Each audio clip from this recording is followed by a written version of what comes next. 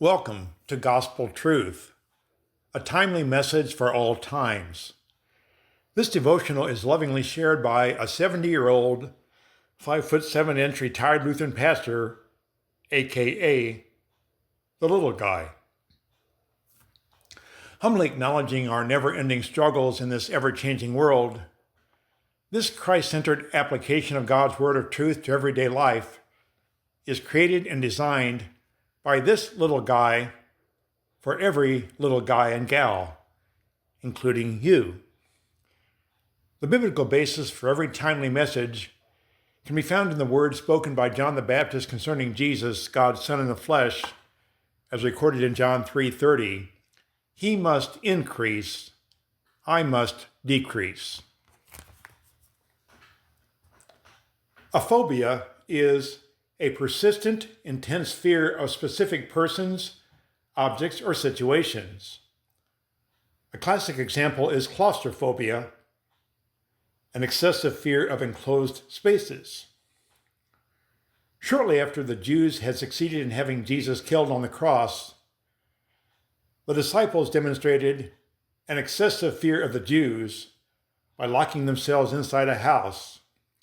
But suddenly, the risen Christ entered this claustrophobic environment and offered them the gift of himself as an overwhelming cure for their Jewophobia.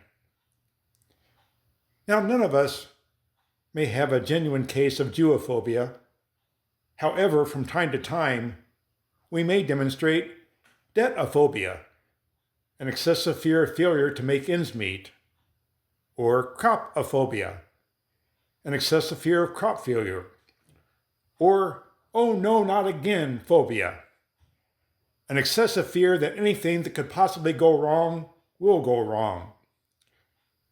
But beyond all these daily things, our greatest phobia might be graveophobia, an excessive fear of death. Now, friends, regardless of the nature of our phobias, just as surely as the risen Christ entered that Jewophobic hideout, he enters the habitation of our hearts. He enters the habitation of our hearts and says, "Peace be with you.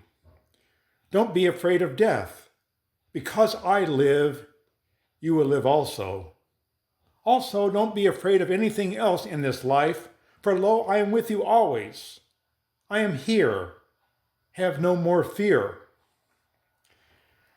During a time of crisis in our nation, President Franklin D. Roosevelt seemed to encourage fearophobia when he said, "The only thing we have to fear is fear itself."